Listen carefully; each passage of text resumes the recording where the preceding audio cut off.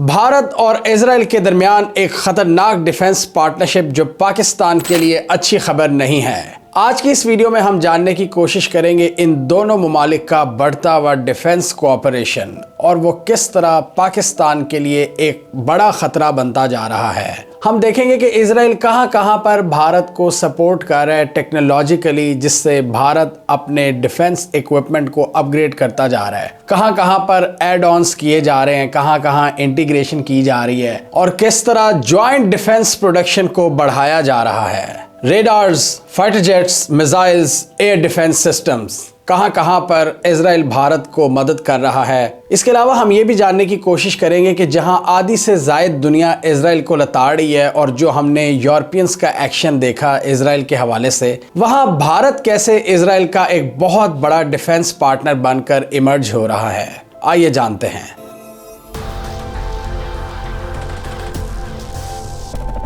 یہ بغیرتی کو one cooperation میں کنورٹ کرنے کی ایک بڑی آئیڈیل ایگزامپل ہے۔ ایکسپرٹس کے مطابق پچھلے کچھ سالوں میں بھارت اور اسرائیل کے درمیان جو ڈیفنس کوآپریشن ہے وہ محض اسلحہ خریدنے تک ہی محدود نہیں، اب وہ بہت نیکسٹ لیول پر جا چکا ہے اور دونوں اب جوائنٹلی بہت سی چیزیں پروڈیوس کرنا شروع ہو گئے ہیں۔ اب ایسا نہیں کہ بھارت اسرائیل سے کچھ چیزیں بائے کرتا ہے اور ان کو ایڈ آنز کے طور پر استعمال کرتا ہے، بلکہ اب ان کی پراپر انٹیگریشن کی جاتی ہے اور یہ پارٹنرشپ ایک سسٹین انڈسٹریل اور ٹیکنیکل کوآپریشن میں کنورٹ ہو چکی ہے۔ اور یہاں بھارت ایک ایسا سینیریو کریٹ کرنے میں کامیاب ہو گیا ہے جہاں پر ان کو اسرائیل کانسٹنٹلی ٹیکنالوجی بھی پرووائڈ کر رہا ہے اور ان کے ساتھ جوائنٹلی چیزیں پروڈیوس کر رہا ہے جوائنٹ ڈیفنس مینوفیکچرنگ کے تحت۔ اب بھارت یہ کہتا ہے کہ اگر آپ کے پاس ٹیکنالوجی ہے تو آپ ہمارے ملک میں آئیں، جوائنٹلی پروڈکشن کریں اور مل کر ہم اسلحہ بناتے ہیں اور پھر ان میں سے کئی فائنل پروڈکٹس واپس اسرائیل بھی جاتی ہیں۔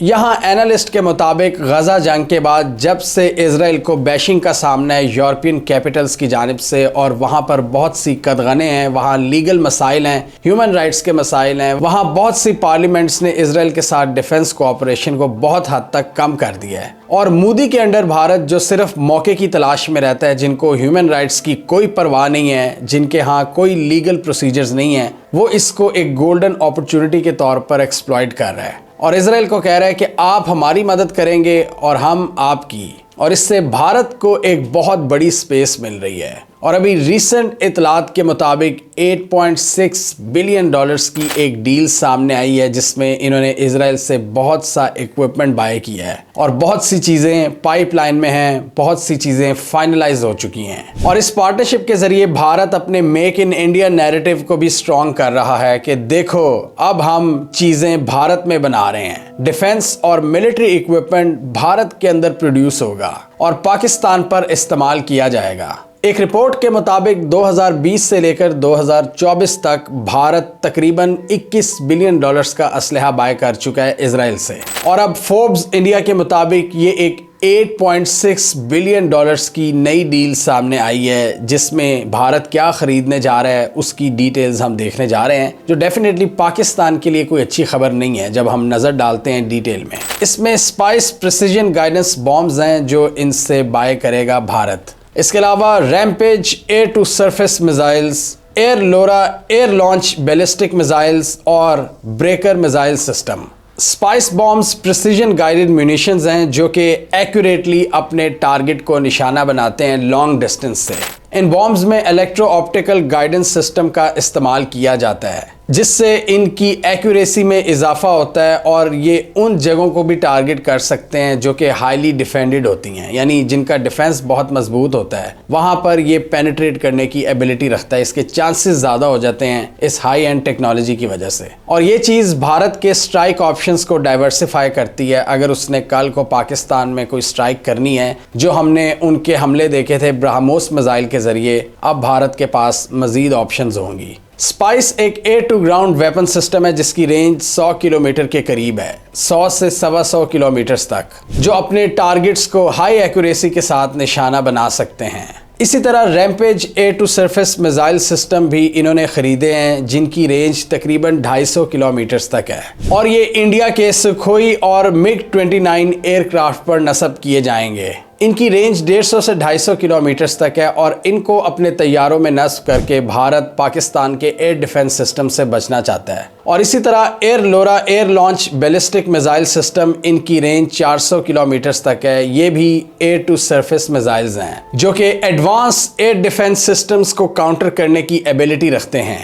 جس کی وجہ سے بھارتی ایئر فورس کو ایک یہ پوٹینشیل ایڈوانٹیج ہو سکتا ہے کہ ان لانگ رینج میزائلز کے ذریعے بھارت سیف ڈسٹنسز سے پاکستان پر حملے کرنا چاہتا ہے. بھارت اپنی ٹیکٹکس میں تبدیلی کر رہا ہے جو ان کو مار پڑی تھی، تاکہ پاکستان کے ایئر ڈیفنس سسٹم سے بچا جائے اور پاکستان کے جہازوں سے بچا جائے، BBR میزائل سے بچا جائے. بھارت اپنی سوئل سے بہت ڈیپ پاکستان میں ٹارگٹس کو ہٹ کرنا چاہتا ہے اور اس سے ان کا یہ خیال ہے کہ وہ کاؤنٹر حملوں سے بچ جائیں گے. اور ایئر لورا بیلسٹک میزائل سسٹم کو اسپیسیفکلی ڈیزائن ہی اس لیے کیا گیا ہے کہ یہ میزائل سائٹس، ملٹری بیسز اور ایئر ڈیفنس سسٹمز کو تباہ کرے. یہ سپر سونک سپیڈ پر اڑتا ہے اور سیٹلائٹ نیویگیشن کا استعمال کرتا ہے، جس کی وجہ سے اس کو جیم کرنا بہت مشکل ہے. اور اس میں فائر اینڈ فارگیٹ کا بھی فیچر شامل ہے. اور اس کے علاوہ جو چوتھا میزائل سسٹم بھارت حاصل کرے گا اسرائیل سے، وہ ہے رافیلز آئس بریکر، جس کی رینج 300 کلومیٹرز تک ہوگی اور یہ لینڈ اور سی میں اپنے ٹارگٹس کو نشانہ بنا سکے گا.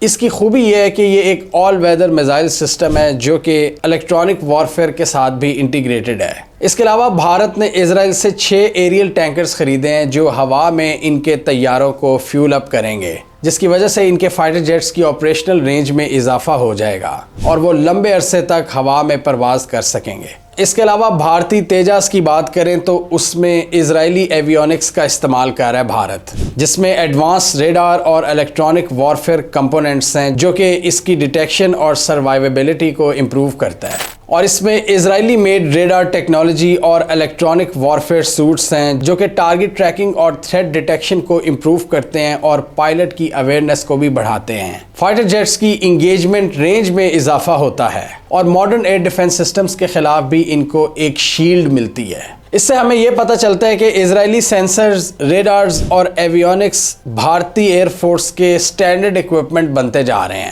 اور ملٹیپل پلیٹ فارمز میں بھارت ان کا استعمال کرنا شروع ہو گیا ہے. یعنی ایک سٹینڈرڈ، ایک سیٹ پیٹرن بھارت کا بن گیا ہے کہ یہ چیزیں اسرائیلی میڈ ہی ہم نے لگانی ہیں، جس سے ہمیں پتہ چلتا ہے کہ بھارت ان سے محض چیزیں خرید ہی نہیں رہا بلکہ اپنے سسٹمز کو اسرائیلی ٹیکنالوجی کے ساتھ ڈیپلی انٹیگریٹ کر چکا ہے. اور بھارت کی اسرائیل کے ساتھ جو خواہش ہے جوائنٹ پروڈکشن کی، اسرائیل اس کو بخوبی پوری کر رہا ہے. اور بھارت کے اندر ڈیفنس مینوفیکچرنگ پلانٹس لگائے جا رہے ہیں جہاں سے یہ دونوں مل کر اسلحہ بناتے ہیں اور کچھ اسلحہ واپس اسرائیل کو بھی ایکسپورٹ کیا جاتا ہے. یعنی ایک سکسیسفل سائیکل بنا لی ہے بھارت اور اسرائیل نے، جس سے بھارت کو بھی یہ تسلی رہتی ہے کہ ہم میک ان انڈیا پروڈکٹس بنا رہے ہیں، اپنے ملک میں اسلحہ بنا رہے ہیں. اور اسرائیل کو ایک بڑا ڈیفنس پارٹنر مل جاتا ہے، وہ اسرائیل جس سے دنیا تیزی سے منہ پھیر رہی ہے اور جس کو بھارت گلے لگا رہا ہے. انڈیا اس وقت اسرائیل کا سب سے بڑا اسلحے کا خریدار بن چکا ہے اور ان کی ٹوٹل ایکسپورٹس کا 37% تک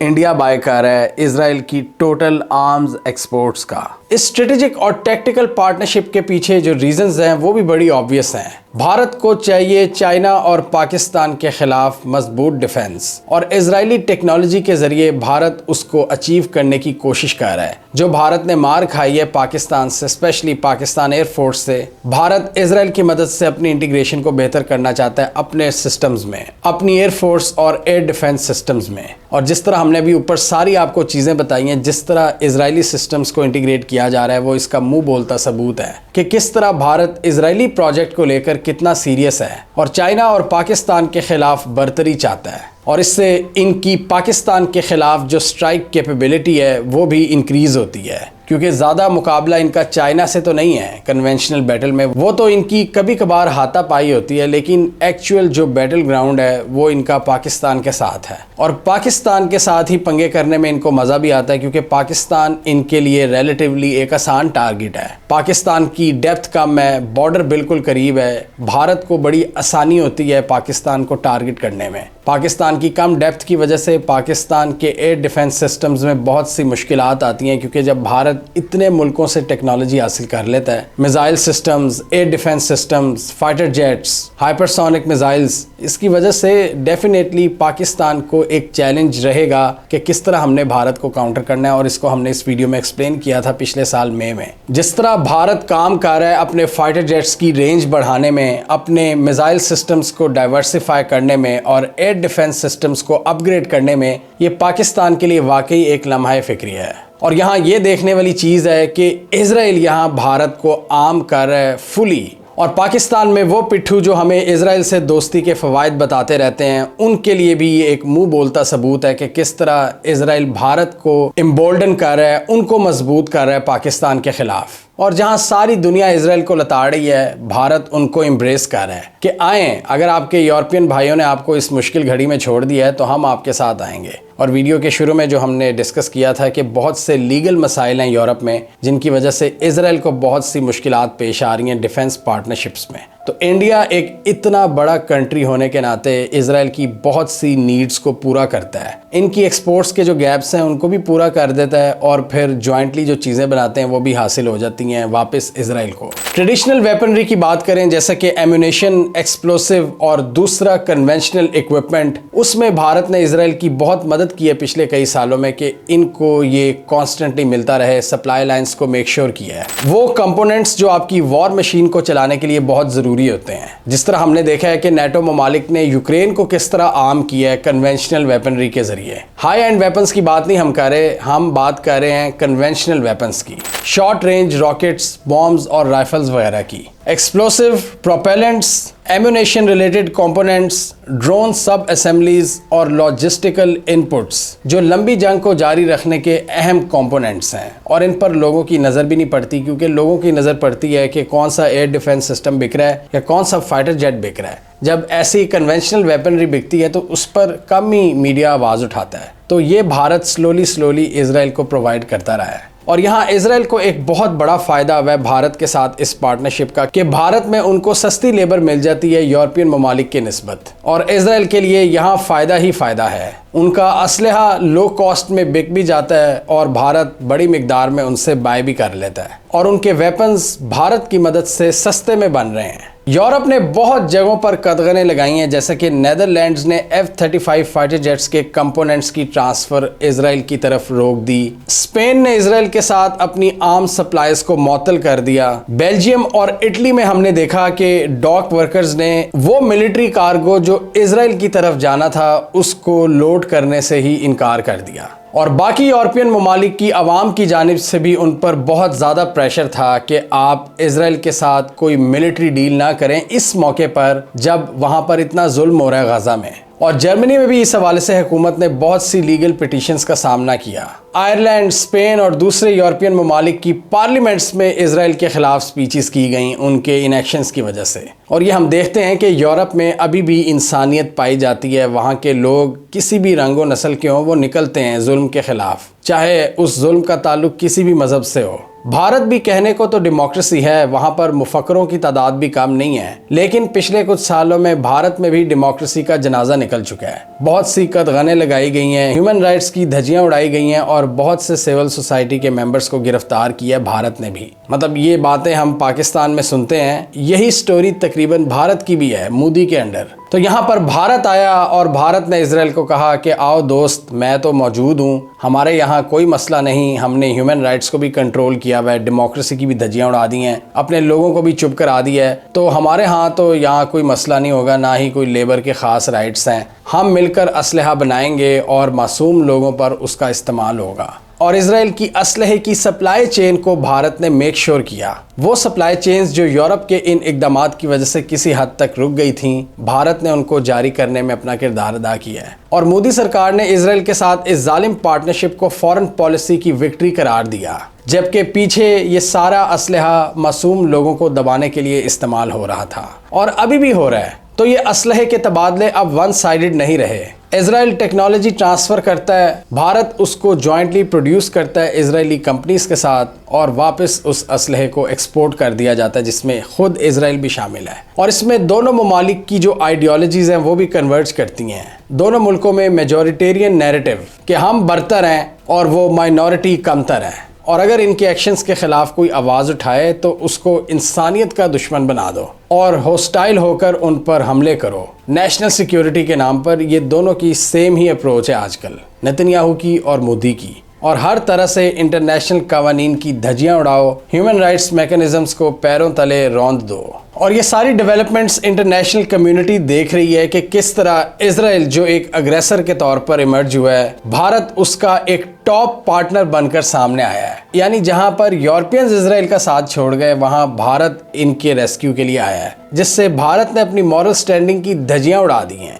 بھارت فیک کلیم کرتا ہے کہ ہم فلسطینیوں کے حقوق کا خیال رکھتے ہیں، لیکن ایکچویلٹی میں جو یہ کرتے ہیں وہ آج آپ کو سمجھ لگ گیا ہوگا۔ کسی دور میں بھارت واقعی فلسطینی کاز کو لے کر کافی سیریس تھا اور بڑا سوچ بچار کرتا تھا، لیکن اسپیشلی جب سے یہ مودی سرکار آئی ہے، انہوں نے اسرائیل کے ہر انلیگل ایکشن کو سپورٹ کیا ہے، اور کس طرح ان کی وار مشین کو امبولڈن کیا ہے آپ کو آج پتہ لگ گیا ہوگا۔ اور اس وجہ سے انڈیا اب یہ کلیم بھی نہیں کر سکتا کہ ہم گلوبل ساؤتھ کے ترجمان ہیں، یا گلوبل ساؤتھ میں سب سے بڑی پرومیننٹ آواز ہیں جنہیں غریبوں کا خیال ہے۔ بھارت نے یہ ظاہر کیا ہے کہ وہ اس فورن پالیسی پر بلیو رکھتے ہیں جہاں پر جنگوں کے ذریعے پیسہ کمایا جاتا ہے، ویلیوز کو سائڈ پہ رکھ کے، لیکن اس سے بھارت کی کریڈیبلٹی کو بھی ایک لانگ ٹرم نقصان پہنچ چکا ہے، اور بھارت نے یہ شو کرایا ہے کہ شاید مجھے اسی لمحے کا انتظار تھا۔ ہمیں کامنٹ سیکشن میں بتائیے آپ کے خیال میں بھارت کی اسرائیل کے ساتھ یہ خطرناک ڈیلز پاکستان کے لیے کوئی بڑا خطرہ ثابت ہو سکتی ہیں؟ یہ جو انہوں نے اپنے میزائل سسٹم کو ڈائیورسفائی کیا ہے اور کرنے کی کوشش کر رہے ہیں اسرائیل کی مدد سے، پاکستان کو ان کو کاؤنٹر کرنے میں چیلنجز سامنے آئیں گے، جس طرح برہموس بھی ہمارے لیے ایک چیلنج ثابت ہوا تھا؟ اور آپ کے خیال میں عالمی برادری نے بھارت کا یہ شرمناک رویہ آبزرو کیا ہوگا جو انہوں نے اسرائیل کی مدد کی ہے، یا بھارت کے امیج کو اس سے کوئی خاص فرق نہیں پڑے گا؟ آپ کیا سمجھتے ہیں؟ کامنٹ کیجیے۔ اس کے علاوہ ہمارا یوٹیوب چینل سبسکرائب کر لیں، ساتھ ہی وہ بیل آئیکن بھی دبا لیں تاکہ وہ سٹوریز دنیا بھر سے اور پاکستان سے جن کی مین سٹریم میڈیا پر پراپر کوریج نہیں ہوتی، ہمارے پلیٹ فارم کے تھرو آپ تک ٹائم پر پہنچ جائیں۔